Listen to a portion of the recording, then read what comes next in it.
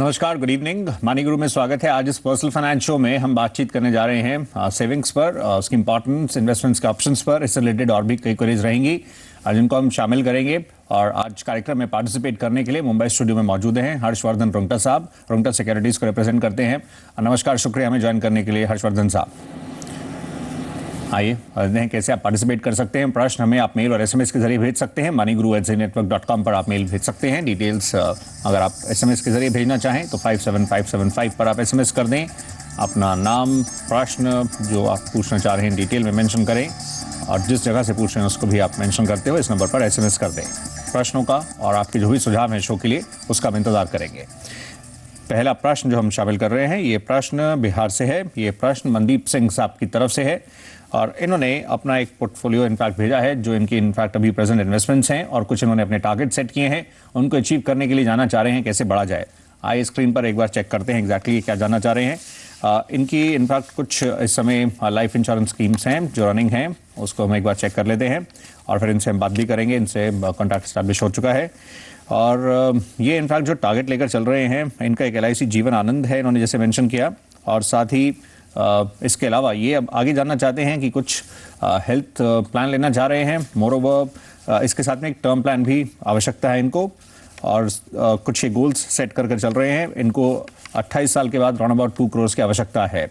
आप हमें ये बताएं मनदीप साहब, ये आप टर्म प्लान जो लेना चाह रहे हैं और आपने साथ में मेडिक्लेम का मेंशन किया है, आप सही लाइंस पर सोच रहे हैं। आपकी जो आय है उस पर परिवार में कौन निर्भर है, आप बता सकते हैं? अभी कोई भी नहीं, नो डिपेंडेंट। तो आप की लायबिलिटीज हैं किसी प्रकार से? कोई नहीं, कोई नहीं। आप टर्म प्लान लेना चाहते हैं जिस तरह से आपने मेंशन किया, और आप अभी मतलब कहीं जॉब करते हैं, आपका अपना काम है? नहीं, मैं एक गवर्नमेंट सर्वेंट हूँ। तो फिर आप मेडिक्लेम आपको तो गवर्नमेंट की तरफ से कवर्ड होगा, CGHS या जहां पर आप होंगे वहां पे आपको हेल्थ कवर मिलता है? हाँ, वहाँ मिलता है। तो आप अतिरिक्त क्यों लेना चाहते हैं मेडिक्लेम? वो सर ऐसा होता है ना, हम जहाँ पोस्टेड होते हैं वहाँ पे कई बार मेडिकल फैसिलिटीज नहीं होती। कभी जैसे कहीं जाएं तो फिर क्या कहते हैं, वहाँ पे बहुत लंबा प्रोसीजर है उसको क्लेम करने का। तो एक नॉर्मल कवर लेने का सोचा है। राइट। आप हर्षवर्धन साहब इनको कैसे बताएंगे, first of all term plan की इनके लिए रिक्वायरमेंट है भी सही कि नहीं? मतलब जैसे इन्होंने बताया एंड मेडिक्लेम का भी मेंशन कर रहे हैं और जो इन्होंने टारगेट सेट किए, आप इनको कैसे समझाएंगे?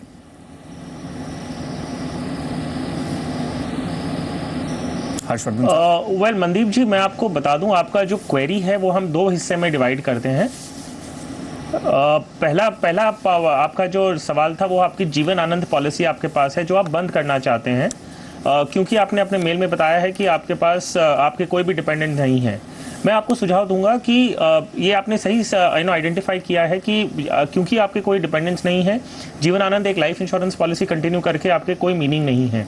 आप यही पैसा जो PPF में करना चाहते हैं वो एक अच्छा ऑप्शन है, तो आप डेफिनेटली वो कर सकते हैं। जहाँ तक आपके टर्म इंश्योरेंस का सवाल है, टर्म इंश्योरेंस आपने एक तरफ हम जीवन आनंद या जो भी इंश्योरेंस पॉलिसीज की कंसिडर कर रहे हैं कि आप बंद कर दीजिए क्योंकि आपके कोई डिपेंडेंस नहीं है, और दूसरी तरफ आप टर्म इंश्योरेंस पॉलिसी लेना चाहते हैं which is again A life insurance policy जिसमें कोई सेविंग्स एलिमेंट भी नहीं है।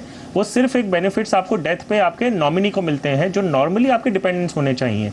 मनदीप जी, मैं आपको बता दूं, अगर आपकी शादी हो चुकी है और आपके जो स्पाउस हैं वो अर्निंग मेंबर हैं जो आप पे डिपेंडेंट नहीं है, तब आप अगर ये टर्म पॉलिसी लेना चाहें तो फिर भी एक वैलिड चॉइस है। लेकिन अगर आपके कोई डिपेंडेंस है ही नहीं, आप शादीशुदा नहीं हैं, तो फिलहाल आपको टर्म पॉलिसी की जरूरत नहीं है। वो पैसे आप इन्वेस्टमेंट्स के लिए सेव करें तो शायद आपके लिए बेहतर होगा। जहाँ तक हेल्थ इंश्योरेंस का सवाल है, ठीक है, आपका जो रिक्वायरमेंट है वो वैलिड है। आपको क्या करना चाहिए, आपको पब्लिक सेक्टर एंटरप्राइजेस के आपको मेडिक्लेम पॉलिसीज कंसीडर करनी चाहिए। उसमें थोड़े रिस्ट्रिक्शंस हैं। जब हम कंपेयर करते हैं प्राइवेट सेक्टर के टाटा AIG या अपोलो म्यूनिक, इन कंपनीज के हम मेडिक्लेम पॉलिसी से कंपेयर करेंगे तो पब्लिक सेक्टर यूनिट्स में थोड़े रिस्ट्रिक्शंस हैं। लेकिन क्योंकि आपकी पोस्टिंग ऐसी कई जगह पे हो सकती है जहाँ पे प्राइवेट कंपनीज का नेटवर्क नहीं है, मैं आपको सुझाव दे रहा हूँ कि आप न्यू इंडिया इंश्योरेंस कंपनी या आप यूनाइटेड या ओरिएंटल, इन कंपनीज की आप मेडिक्लेम पॉलिसी ले लीजिए जो आपके ऑल ओवर इंडिया एक नेटवर्क में आपके फिट होगी। जहाँ तक आपके इन्वेस्टमेंट्स का सवाल है, आपने बताया था कि आपको करीबन 1.5 to 2 करोड़ एक्यूमुलेट करने हैं और इसके लिए आप करीबन 8,000 रुपया हर महीने का अलग रखना चाहते हैं। 2,000 रुपया आप PPF में करेंगे, बाकी के 6,000 रुपये से मैं आपको बता दूं कि आपका ये जो टारगेट है 1.5 to 2 करोड़ का, ये आपका कंफर्टेबली फुलफिल हो जाएगा। आपको ये करीबन आपके रिटायरमेंट के लिए चाहिए अराउंड 25 to 28 ईयर्स। तो मैं आपको 6,000 रुपये के लिए आपको बता दूं कि 3 फंड्स में आप डिवाइड करके इन्वेस्ट कर सकते हैं। वो हैं 2,000 रुपये आप HDFC इक्विटी फंड में करिए, 2,000 Franklin India index fund BSE Sensex plan में करिए, और 2,000 SBI इमर्जिंग बिजनेसेस फंड। इन तीनों में आप अपना SIP शुरू कर दीजिए, और ये पोर्टफोलियो आप 2 साल बाद एक बार रिव्यू करिएगा। तो कोई चेंजेस करने की अगर ज़रूरत लगे, कोई फंड परफॉर्म नहीं कर रहा है, तो आप उस समय ये इसमें चेंजेस कर सकते हैं। राइट।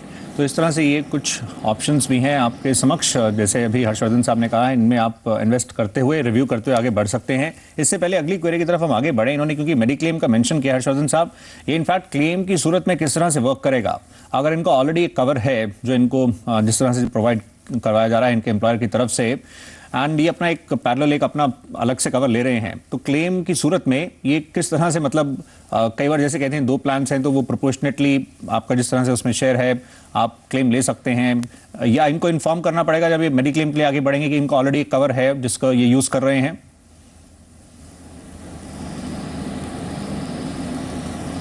देखिए सौरभ, अगर ये एक गवर्नमेंट एम्प्लॉय हैं तो ये अंडरस्टूड है कि गवर्नमेंट एम्प्लॉयज के CGHS में इनके कवरेज होता है। ये एक प्राइवेट कंपनी से इसलिए लेना चाहते हैं क्योंकि इन्हें वो क्लेम प्रोसेसेस में जाना नहीं है, जो एक टाइम कंज्यूमिंग प्रोसेस है। दूसरी बात यह है कि कई हॉस्पिटल्स जो स्पेसिफिकली CGHS को कवर करती हैं, वो इनके जहाँ पोस्टिंग होती है वहाँ इनके वो हॉस्पिटल्स या नेटवर्क नहीं होगा। अगर इसी पर्पस की वजह से अगर वो एक इंडिविजुअल मेडिक्लेम पॉलिसी लेना चाहते हैं, तो ये शेयरिंग ऑफ क्लेम जो प्रोपोर्शनेटली हम बात करते हैं, जो कंट्रीब्यूशन क्लॉज है, वो सवाल ही पैदा नहीं उठता। अगर ये हो सकता तो वो सारा क्लेम ही अपनी गवर्नमेंट की स्कीम से कर सकते हैं। इसीलिए मैंने इन्हें सुझाव दिया है कि इनकी पोस्टिंग, क्योंकि कभी रिमोट एरियाज में भी हो सकती है जहाँ पे इनकी हेल्थ का कोई भी हॉस्पिटलाइजेशन की जरूरत पड़े, तो वो हॉस्पिटल इंश्योरेंस कंपनी के प्राइवेट इंश्योरेंस कंपनीज के नेटवर्क में शायद आज नहीं हो। इसीलिए क्योंकि पब्लिक सेक्टर इंश्योरेंस कंपनीज के बेनिफिट्स भी थोड़ी रिस्ट्रिक्टेड हैं जब हम कंपेयर करते हैं, फिर भी मैंने सलाह दी है कि ये न्यू इंडिया ऐसी कोई कंपनीज के लिए जिनका नेटवर्क अच्छा हो, शायद क्लेम पेमेंट जो है वो थोड़ा रिस्ट्रिक्टेड हो। So I think this is the way he should go forward. Right. आइए अगले सवाल की तरफ चलते हैं। वडोदरा से है, ये राजेश साहब की तरफ से क्वेरी है। इनकी query exactly tax return centric है। आपका स्वागत है मिस्टर राजेश, प्लीज आप बताएं, आप जो ऑनलाइन चेक करना चाह रहे थे, जो एनुअल आपकी आय है, इनफैक्ट जो टैक्सेबल आय है, वो क्या 5 लाख प्लस है? आप एग्जैक्टली क्या जानना चाह रहे हैं, आप प्लीज बता सकते हैं? सर नमस्कार। नमस्कार sir. Sir actually total gross income जो है दैट इज अबाउ 5 लाख से ऊपर है, बट अगर 80C वगैरह का जो डिडक्शन लेते हैं तो 5 लाख से नीचे चला जाता है इनकम। ओके। तो इस केस में मैंडेटरीली ई रिटर्न फाइल करना पड़ेगा या फिजिकल फाइल चलेगा रिटर्न? ओके हर्षवर्धन साहब, क्योंकि इनके केस में बता रहे हैं जो इनके इन्वेस्टमेंट्स करने के बाद, यानी जो फाइनली जो टैक्सेबल इनकम आती है वो क्योंकि 5 लाख से कम है, तो फिर मैंडेटरी कैटेगरी में तो नहीं है, क्योंकि अगर टैक्सेबल आए 5 लाख प्लस है तब आपको ऑनलाइन फाइल करना मैंडेटरी है, मतलब अनिवार्य है। तो इनके केस में ये इनके लिए ऐसा कोई जरूरी तो नहीं?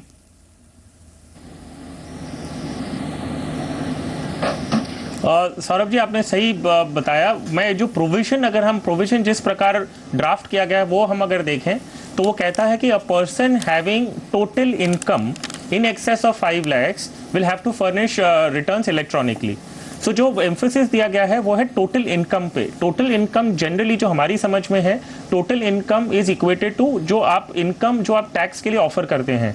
सो टैक्स के लिए इनकम जो ऑफर करते हैं that is after deduction of आपका 80C 80D जो भी सेक्शंस हैं, उनके जो डिडक्शंस होने के बाद जो आपकी टोटल इनकम आती है जो आप टैक्स के लिए ऑफर करते हैं, तो वो अगर 5 लाख के नीचे है तो आपको मेरी समझ में इलेक्ट्रॉनिक रिटर्न्स फाइलिंग करना मैंडेटरी नहीं है, फिजिकल फॉर्म में भी दे सकते हैं। लेकिन क्या वो बेटर होगा, क्योंकि जो इंटरफेस है एक टैक्स एसएससी का और डिपार्टमेंट का, आप ऑनलाइन फाइल कर रहे हैं तो वो उस तरह से नहीं है, और समहाउ फिर अगर कुछ रिफंड्स भी हों तो उसको ट्रैक करना भी थोड़ा वो और प्रोसेस और उसमें गति आ जाती है, पेसन अप हो जाता है। क्या अगर मैंडेटरी नहीं है तब भी अगर ये करें तो क्या वो बेहतर रहेगा?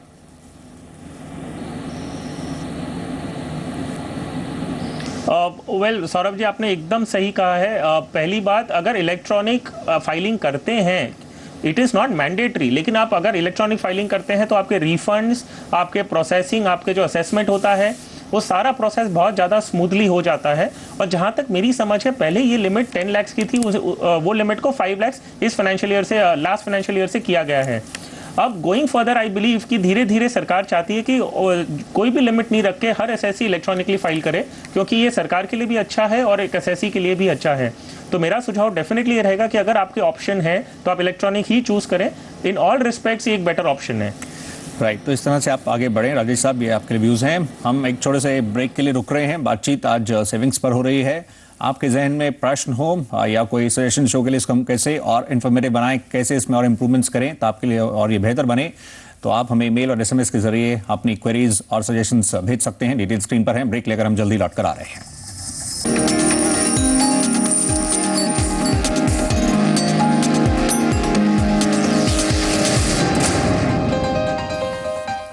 Welcome back. आज इस पर्सनल फाइनेंस शो में बातचीत हो इन्वेस्टमेंट्स के अलग अलग ऑप्शंस पर और सेविंग्स की जो महत्व है उसका जायजा लिया जा रहा है। कार्यक्रम में पार्टिसिपेट कर रहे हैं रुंगटा सिक्योरिटीज से हर्षवर्धन रुंगटा साहब। हर्षवर्धन जी, अगली क्वेरी ये जो है अभय साहब की तरफ से है। ये सवाल एनपीएस पर है और इन्होंने जानना चाहा, ये 6 महीने पहले ही इन्होंने इसको ऑप्ट किया है, अब समहाउ ये आगे कंटिन्यू नहीं करना चाह रहे हैं। इन्होंने रीजंस नहीं दिए हैं क्या एग्जैक्टली क्यों नहीं आगे बढ़ना चाहते हैं। अब ये जानना चाह रहे हैं विड्रॉल को लेकर, अगर ये मतलब बीच में डिसकंटिन्यू करना चाहें तो क्या इसके प्रावधान हैं, क्या रूल्स एंड रेगुलेशंस हैं। आप इनको कैसे बताएंगे। बेंगलुरु से इनकी क्वेरी है, क्योंकि अगर इन्होंने एक बार इसको ऑप्ट किया है, मतलब ये बेहद लॉन्ग टर्म के लिए, आप अपनी रिटायरमेंट के लिए प्लान आउट कर रहे हैं, तो उस तरह से इस ऑप्शन को पिकअप किया जाता है। इन्होंने 60,000 तक इसमें इन्वेस्ट किया है, अब करना चाह रहे हैं। जो भी इनके रीजंस हैं, आप इनको कैसे समझाएंगे, क्या एग्जैक्टली नॉर्म्स हैं इसको लेकर।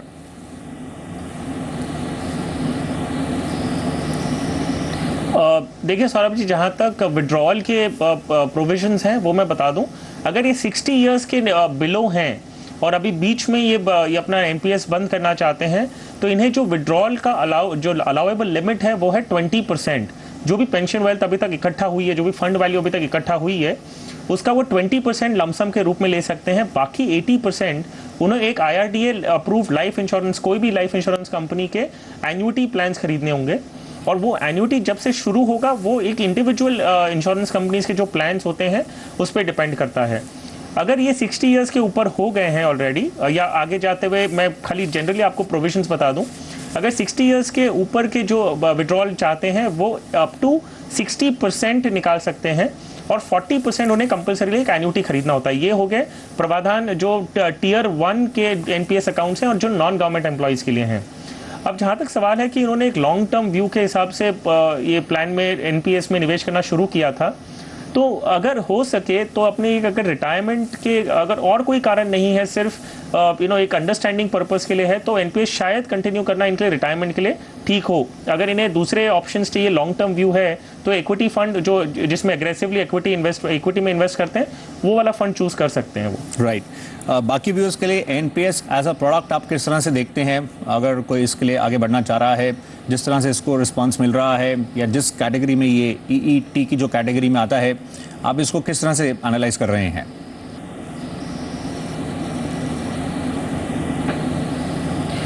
वेल सौरभ जी, देखिए पर्सनली स्पीकिंग हम ये हमेशा सजेस्ट करते हैं कि जो आप रिटायरमेंट कॉर्पस बनाना चाहते हैं वो आप इंडिपेंडेंटली भी बना सकते हैं। एनपीएस को भी अगर हम देखें तो 2 हिस्सों में बनाया गया है। पहला है कि आप निवेश करते हैं, 60 इयर्स की उम्र पे एक कॉर्पस बनता है, वो कॉर्पस से आप जाके एन्युटी खरीदते हैं। सो हमारा हमेशा एज फाइनेंशियल प्लानर्स ये कहना है फाइनेंशियल सैवी इन्वेस्टर्स के लिए कि आप ये कॉर्पस अपने आप से कोई भी इक्विटी फंड या कोई भी अलग तरीके से कॉर्पस बना लें। 60 इयर्स की उम्र पे आप ये जाके एन्युटी खरीदना चाहें या कोई फिक्स डिपॉजिट या कोई बॉन्ड्स में लगा के आप रेगुलर इंटरेस्ट इनकम लें, तो वो भी आपका पेंशन का ही काम करता है। तो जो फाइनेंशियल सैवी इन्वेस्टर्स हैं, डिसिप्लिन इन्वेस्टर्स हैं, वो अपना पेंशन खुद बनाएं, और जिन्हें फाइनेंशियल सेक्टर या फाइनेंशियल इन्वेस्टमेंट्स या ये जो प्रोडक्ट्स की नॉलेज नहीं होती है, तो वो एनपीएस डेफिनेटली चूज कर सकते हैं। तो ये एक इन्वेस्टर पे डिपेंड करता है वो किस कैटेगरी में बैठता है। Right, all the best. Abhay साहब, ये आपके लिए रिस्पॉन्स है। अगला सवाल पटना से दिलीप साहब की तरफ से, वो लाइन पर हैं। इनका सवाल है, ये एकदम जो इन्वेस्टमेंट करना चाह रहे हैं एब्सोल्युटली सेफ चाहते हैं, सुरक्षित, किसी भी प्रकार का कोई जोखिम नहीं चाहते हैं उस इन्वेस्टमेंट पर। दिलीप साहब बताइए, आपका स्वागत है। आपने मेंशन किया है आप आपकी वाइफ इनफैक्ट ये इन्वेस्टमेंट प्लान आउट करना चाह रही हैं, क्या आपका गोल है, किस तरह से आप इसको प्लान कर रहे हैं, कुछ आप शेयर कर सकते हैं प्लीज। हाँ जी, ये ऐसा है, उनके फादर ने उनको एक्चुअली गिफ्ट दिया है, तो वो चाहते हैं कि ये मतलब काइंड ऑफ परमानेंट टाइप का रहे। तो मैं सोच रहा था कि जैसे गोल्ड है या जो म्यूचुअल फंड में अगर लॉन्ग टर्म का इन्वेस्ट करें तो कौन सा ऑप्शन बेटर रहेगा, ये मैं सोच रहा था। ओके, आपने जैसे मेंशन किया, आपने साथ में सेफ भी आप कह रहे थे। अब म्यूचुअल फंड में थोड़ा मार्केट से रिलेटेड जोखिम होता है, वो आप ध्यान में रख सकते हैं कि लंबी अवधि में फिर भी आप अच्छे डिसेंट रिटर्न्स तो एक्सपेक्ट कर सकते हैं। हम कुछ और पहलू भी आपके समक्ष रखेंगे। हर्षवर्धन साहब, म्यूचुअल फंड्स जैसे हम चेक करते आए हैं, वो एक पहलू है। इन्होंने गोल्ड का भी बताया, उसको आप किस तरह से देखना चाहेंगे? एंड गोल्ड में जिस तरह से इन्वेस्टमेंट्स हो रही हैं as a hedge against inflation, अब हम देख रहे हैं दूसरे प्रोडक्ट्स भी जिस तरह से आ रहे हैं, जो इन्फ्लेशन इंडेक्स बॉन्ड्स आ रहे हैं, आप इनको किस तरह से देखेंगे? क्योंकि उन्होंने कहा सुरक्षित, तो वो भी ये किस तरह से इसको वर्कआउट किया जाए पूरा?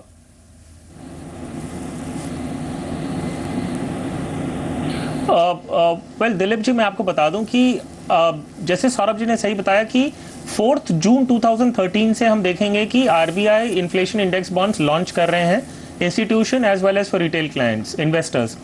मैं आपको सुझाव दूंगा कि आप, क्योंकि बहुत कम टाइम रह गया है, आप वेट करें कि ये बॉन्ड्स के जो फीचर्स लॉन्च होंगे या उसको समझ के फिर शायद आपको एक ऑप्शन लॉन्ग टर्म के लिए मिल जाए, क्योंकि ये बॉन्ड्स 10 साल के लिए रहने वाले हैं। ये इन्फ्लेशन से एक इन्वेस्टर को प्रोटेक्ट करने के ऑब्जेक्टिव से डिज़ाइन किए गए हैं। इनका जो इंटरेस्ट रेट है और जो प्रिंसिपल है वो होलसेल प्राइस इंडेक्स से एडजस्ट किया जाएगा। सो मेरा सुझाव आपके लिए रहेगा, आप 4 जून तक वेट करिए, उसमें आपको जो ऑप्शंस मिलेंगे आप उसके फीचर्स और प्रोविजन समझिए। शायद ये आपके लॉन्ग टर्म में एक रेगुलर इनकम जनरेट करने वाला प्रोडक्ट मिल जाए आपको, और एक हेज अगेंस्ट इन्फ्लेशन भी मिल जाए। जो गोल्ड सिर्फ एक हेज अगेंस्ट इन्फ्लेशन है, लेकिन आपको रेगुलर रिटर्न्स नहीं मिलते हैं। आपकी उम्र ऑलरेडी 55 ईयर्स ऑफ एज है, सो आपको एक रेगुलर इनकम जैसा कोई प्रोडक्ट अगर 10 साल के लिए मिलता है, प्लस अगर हेज अगेंस्ट इन्फ्लेशन है, तो गोल्ड के सामने बहुत अच्छा ऑप्शन रहेगा आपके पास। राइट। तो इतना ही समय था, लेकिन सवाल कई और थे, उनको आज हम शामिल और नहीं कर पाएंगे। तो सीमित समय की वजह से शो को यहीं वाइंड अप करेंगे, और हम शुक्रिया करना चाहेंगे हर्षवर्धन रुंगटा साहब, थैंक यू शो में पार्टिसिपेट करने के लिए और अपने व्यूज शेयर करने के लिए, धन्यवाद।